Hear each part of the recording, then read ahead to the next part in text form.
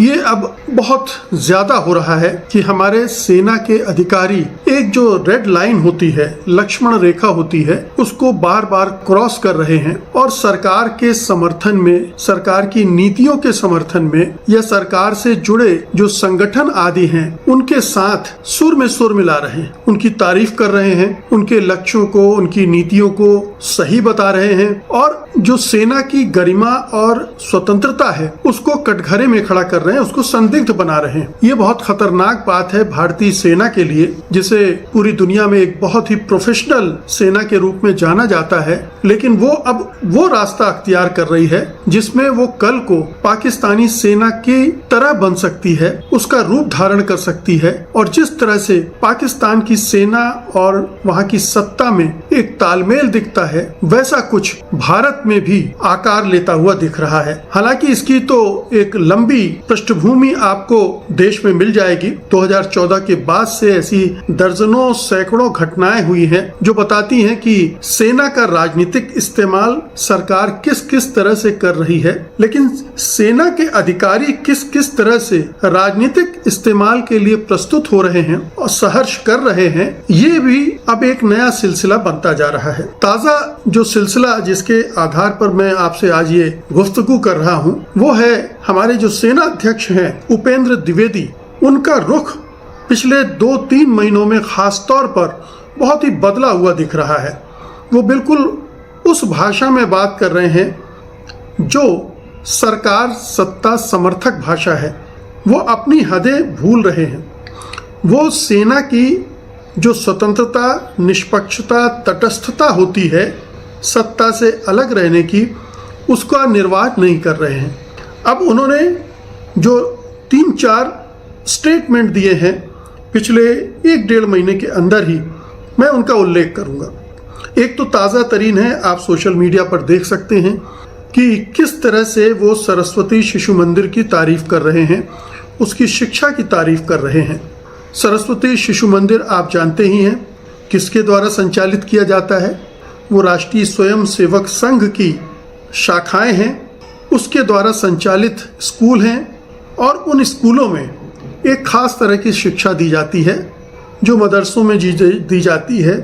जो ईसाई शिक्षा संस्थान है वहाँ भी ज़्यादातर में तो नहीं, बहुत सारे उन संस्थानों में भी दी जाती है और वही हिंदुत्व के नाम पर, हिंदू धर्म के नाम पर आरएसएस इन सरस्वती शिशु मंदिरों में देता है।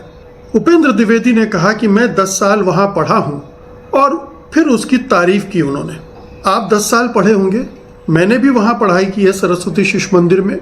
मैं भी कुछ समय आरएसएस से जुड़ा था, मैंने भी आरएसएस की शाखाओं में हिस्सा लिया है, मैंने भी नमस्ते सदा वत्सले गाया है और ध्वज प्रणाम किया है।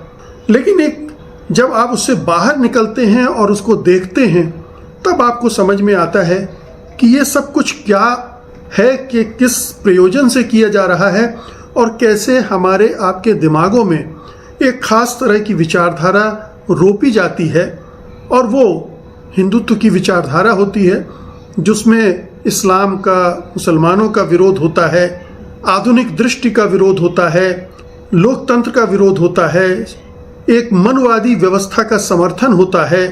इस तरह के एक सामंतवादी सोच को बच्चों में डाला जाता है। तो जो उनसे निकल जाता है, उनको समझता है, उसको फिर पीछे छोड़ देता है और अपने नए ढंग से, स्वतंत्र ढंग से सोचकर अपनी राय बनाता है। उपेंद्र द्विवेदी अभी भी उसी विचार में फंसे हुए हैं, ऐसा लगता है। क्या उनके दिमाग में अभी भी वो शिक्षा जो शिशु मंदिर में उनके बचपन के दौरान दी गई थी इतनी हावी है कि वहाँ से निकलने के बाद इतने ऊंचे ओहदे पहुँचने तक वो उसको ठीक ढंग से एनालाइज नहीं कर पाए, समझ भी नहीं पाए कि आखिरकार वो किस एजेंडे के तहत वो शिक्षा वहाँ दी जाती है।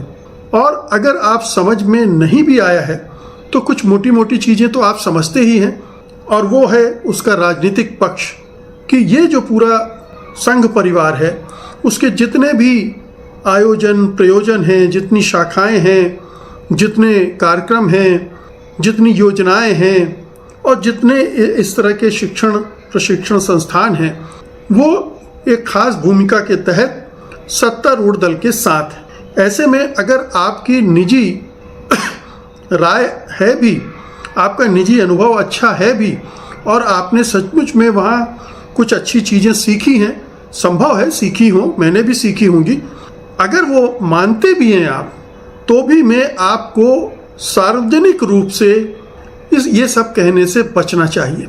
लेकिन वो कह रहे हैं, लगातार कहे जा रहे हैं। कुछ और टिप्पणी लीजिए। इसी महीने उन्होंने टिप्पणी की थी ट्रंप के ऊपर, खुद ट्रंप को नहीं पता होता कल क्या करेंगे। अब ये एक बहुत ही विवादास्पद बयान है। आप सेना अध्यक्ष हैं, आप विदेश मंत्री नहीं हैं, आप प्रधानमंत्री नहीं हैं। विदेश नीति पर टीका टिप्पणी करने का अधिकार आपका नहीं है। आपको अपने अधिकार क्षेत्र में रहते हुए ही बोलना और करना चाहिए, लेकिन आपने इस सीमा को लांघा और इसकी आलोचना हुई और ये आरोप सरकार पर लगा कि सरकार सेना को विदेश नीति का एक टूल की तरह इस्तेमाल कर रही है, यानी सरकार के टूल के रूप में उपेंद्र द्विवेदी इस्तेमाल हो रहे हैं। ये इसका निष्कर्ष निकला, जो कि जियो पॉलिटिकल जो एजेंडा है उससे जुड़ जाता है खुद ब खुद, जो उपेंद्र द्विवेदी ने कहा, जो कि होना नहीं चाहिए। पाकिस्तान और चीन के बारे में अगर आप कुछ कह देते हैं तो भी चलता है, क्योंकि वो पड़ोसी हैं, आपके शत्रु देश हैं, वहाँ आपकी ये टिप्पणी चल जाती है। लेकिन आप जब अमेरिका के राष्ट्रपति पर ये टिप्पणी करने लगते हैं तो इसका असर भारत की विदेश नीति पर पड़ता है, भारत के लक्ष्यों और हितों पर पड़ता है। लेकिन आप चूंकि सरकार का समर्थन करना चाहते हैं, आप चापलूसी कर रहे हैं, चाटुकारिता कर रहे हैं प्रधानमंत्री मोदी की, क्योंकि प्रधानमंत्री मोदी की सबसे ज़्यादा फजीहत ट्रंप कर रहे हैं, तो आप एक ढाल बनकर आना चाहते हैं। आप जानते हैं कि आप ढाल नहीं बन सकते हैं, फिर भी ये दिखाने की कोशिश करते हैं। ये बड़ा दुर्भाग्यपूर्ण है। एक तीसरे बयान पर आते हैं। अभी उन्होंने चंद दिनों पहले अक्टूबर के अंतिम सप्ताह में ही कहा था, उन्होंने कहा था कि ऑपरेशन सिंदूर एक धर्म युद्ध है।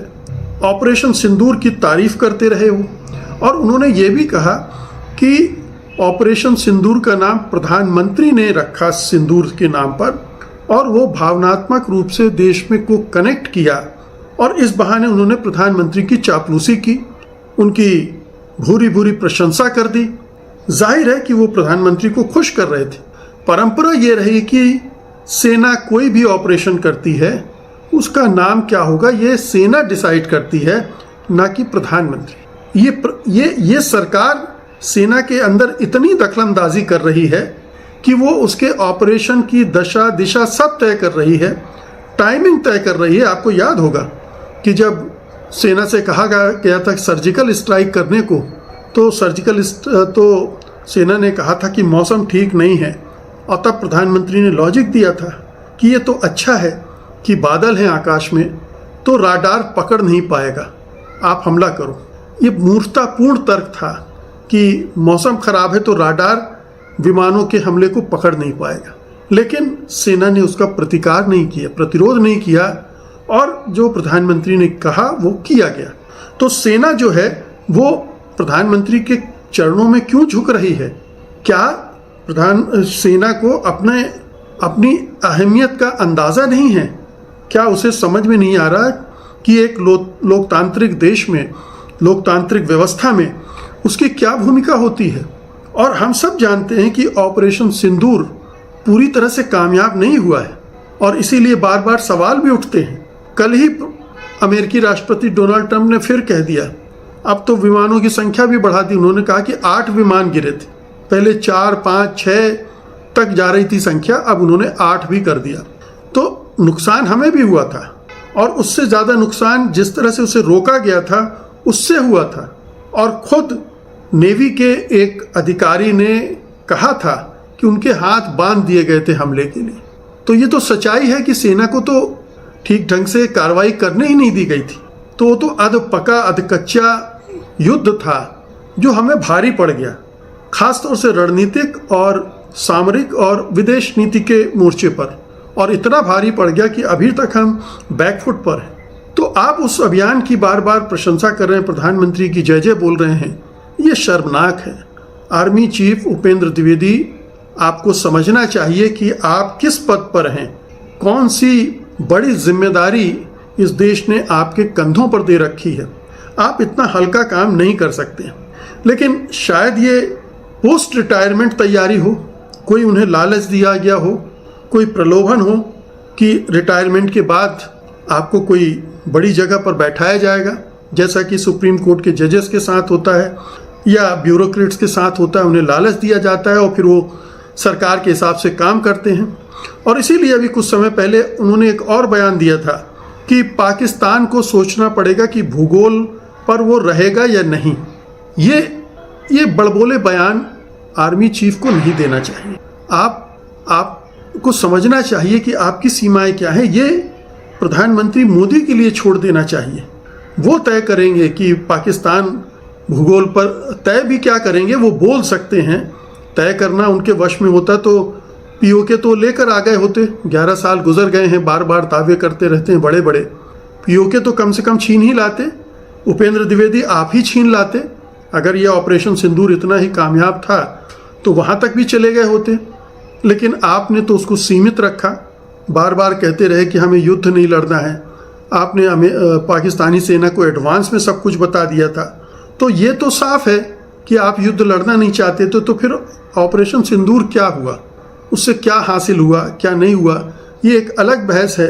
लेकिन ये यहाँ भी उनकी एक कमी सामने आकर हमारे सामने आती है और जो बताती है कि सेना अब इंडिपेंडेंट नहीं रही, तटस्थ नहीं रही। वो सत्ता की चेरी बन रही है, सत्ता के गुलाम बन रही है। उसके जो नेता हैं, जो सैन्य अधिकारी हैं, वो सत्ता के साथ तालमेल बिठा रहे हैं। अब उसमें क्या लालच है या उनकी वैचारिकता सत्ता से मिलती है, वो भी उसी तरह से हिंदुत्व के एजेंडे पर सोचने वाले व्यक्ति हैं। हो भी सकता है, क्योंकि राहुल गांधी ने अभी कहा कि 10% लोग ही सेना में उच्च पदों पर काबिज हैं। वो 10% हम सब जानते हैं। उनकी सामाजिक धार्मिक पृष्ठभूमि क्या है, उनका सोच कैसे बनता है। अब द्विवेदी हैं तो जाहिर है कि कुछ न कुछ मनुवाद का कीड़ा भी उनको काटता होगा और उन्हें इस निज़ाम में लगता होगा कि हिंदुत्व जिस तरह से चढ़ रहा है उसमें उनको भी खुशी मिलती होगी। तो वो भी अपना योगदान उसमें देना चाह रहे होंगे इस तरह से। तो एक वैचारिक साम्यता भी हो सकती है और एक अपना करियर बेहतर करने की उम्मीद भी हो सकती है। रिटायरमेंट के बाद एक बढ़िया कोई पोस्टिंग मिल जाए तो क्या ही बात हो। और अब तो सीडीएस का पद बना दिया गया है, जिसके लिए एक प्रतिस्पर्धा चल रही होगी और हो सकता है उपेंद्र द्विवेदी सोच रहे हैं कि प्रधानमंत्री को खुश करके वो ऐसा कर सकते हैं। लेकिन आप देखिए कि सीडीएस भी इस खेल में शामिल रहे। बहुत सारे, जैसे बिपिन रावत को देखिए आप। बिपिन रावत ने कई बार ऐसे बयान दिए थे जो सीधे सीधे राजनीति से प्रेरित थे। जैसे उन्होंने जब कश्मीर के जो स्टोन पत्थरबाज प्रदर्शनकारी थे उन्हें सीधे सीधे पाकिस्तानी एजेंट कहा था। और जो मेजर नितिन गोगोई ने कार पर एक कश्मीरी बुजुर्ग को बांधकर घुमाया था, मानव ढाल बनाया था, उसकी रणनीति की प्रशंसा की थी। जबकि दुनिया